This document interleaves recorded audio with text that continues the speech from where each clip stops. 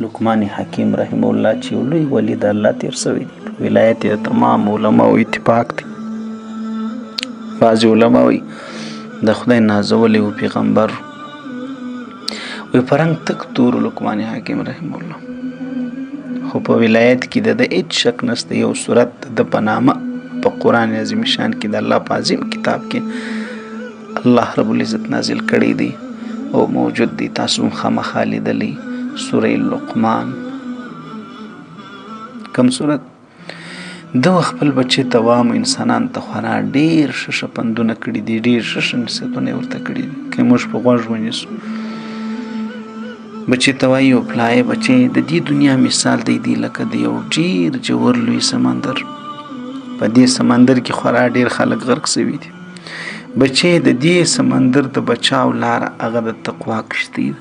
لکه موږ چې په دنیا کې وایو په جازو کې کوم ښه سفر کوي، په اوس وخت کې په اوګوټو کې کوم یو ښه دی، کوم یو ډیر محفوظه دی، کوم یو نه غرق کیږي.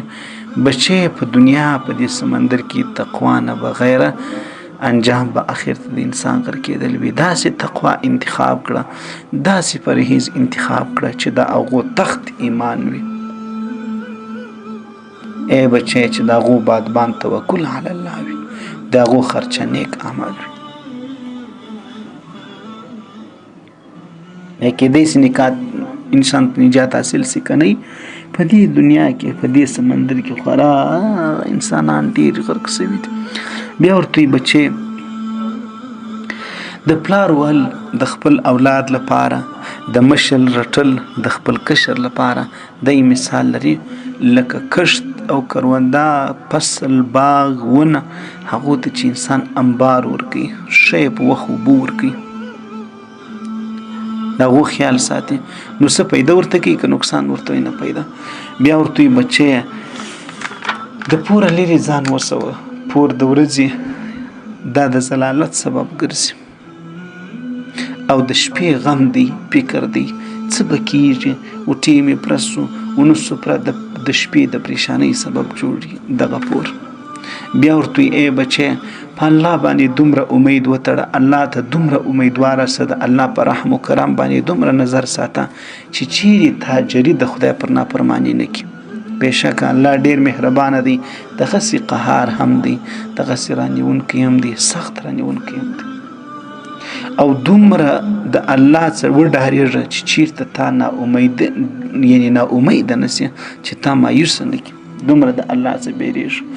الایمان بین الخوف والرجا، ایمان د دې دوه خبرو تر مابینځ دی. ایمان دغه دوه حصې لري. ایمان دغه دوه خبرو ترمنځ دی. الله ته به دې تمه د الله په رحمت به دې هم نظري، امید به د الله رب العزت و طرف ته د دې هم وي چې الله بخښونکی ذات دی، الله مهربانه ذات دی، ما ته معاف وکړي. خو دغسې بیریږي به هم، ډار به دې هم یې، خوب به هم درکې پکښې کي، ډار به هم درکې پکښې کي چې چېرته الله رانیونکی ذات هم دی. بیا ورته زویه دروغ د انسان د مخ نور له منځه وړي. کله چې انسان دروغ وایي د مخ نور یې ختم کېږي، مخ یې بې نور وي. ای بچی د چا چې اخلاق خراب سي غم یې ډېر سي. بچی د غره د یو ځای څخه بل ځای ته وړل دا اسانه ده، د دې نه چې سړی یو داسې څوک پوه کوي، یو داسې څوک چې هغه ناپوهي، نادانۍ، کمکلی، در کمکله پوه کول، در نادان نه پوه کول، د غره د یو ځای څخه بل ځای ته منتقل کول تر اسانه دي، در بدلول تر اسانه دي. بیا ورته بچی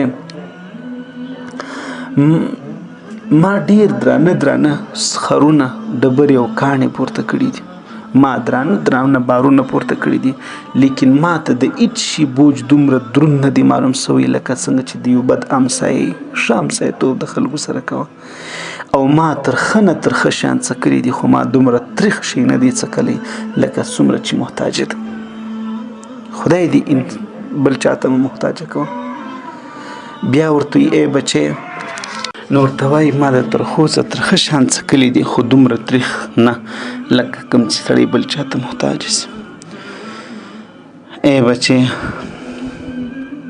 د درواغو نه ځان لرې ساته. په درواغو باندې انسان ذلیله کېږي، ګناه کبیره ده، په دنیا کې هم په آخرت کې هم. دروغجن الله خپل دشمن بللی دی. که دې څه په رښتیا وایي که نقصان یې رښتیا وایه. په غیبت باندې انسان ذلیله کیږي. د غیبت څخه ځان لرې ساته ای بچی. په شیطانت انسان ذلیله کیږي. د شیطانت څخه د خلکو په مابینځ کې دا خبره چې صرف د خیر په نیت در یو بله پورې نه رسېدلې، فقط نور د دې څخه ځان لرې ساته. بیا ورته بچی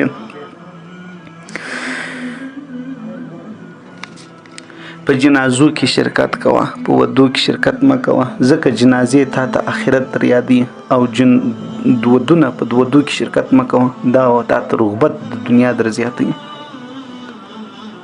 بچې په ډک ناس خوراک د دین ځان وساته چې کله ته موړ یې نو در دې چې ته نور ډوډۍ پسې وخورې در دې سپي ته اچول بهتره دي.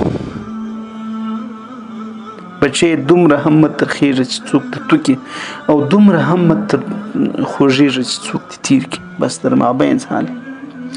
بیا ورته ای بچې ستا خوراک ستا پر سترخوان ستا په ملګرو کې باید بغیر له تقواداره او پرهیزګارو بل څوک باید داخل نه وي. بیا ورته ای زوی ای بچې ستا باید مشوره د علماو د پوهانو سره وي.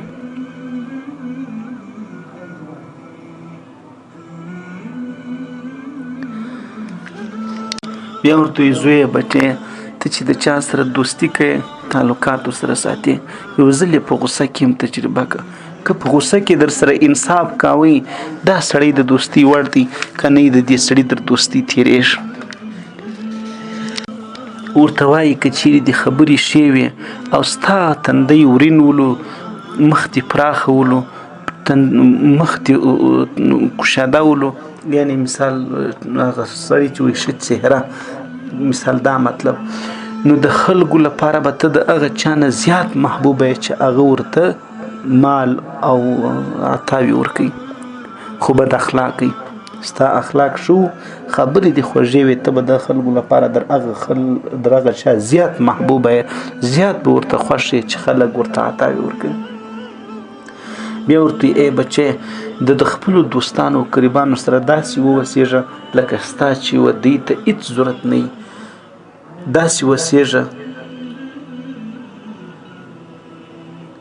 لکه د دې چې و تا ته هېڅ ضرورت نه وي، لیکن ستا و دوی ته ضرورت وي.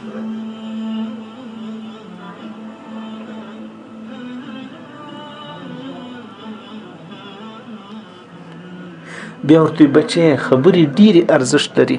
هره خبره چې کوې ډېر پام او فکر کوه چې د پیدې هغه کوه، در څو چې خبره دې نه وي کړې مالک یې ته یې، او که خبره دې وکړله بیا به دا خبره ستا مالک. در څو چې دې خبره نه وي کړې د نقصان څخه خلاص یې، خو چې کله دې وکړله بیا نقصان درته متوجه کېږي.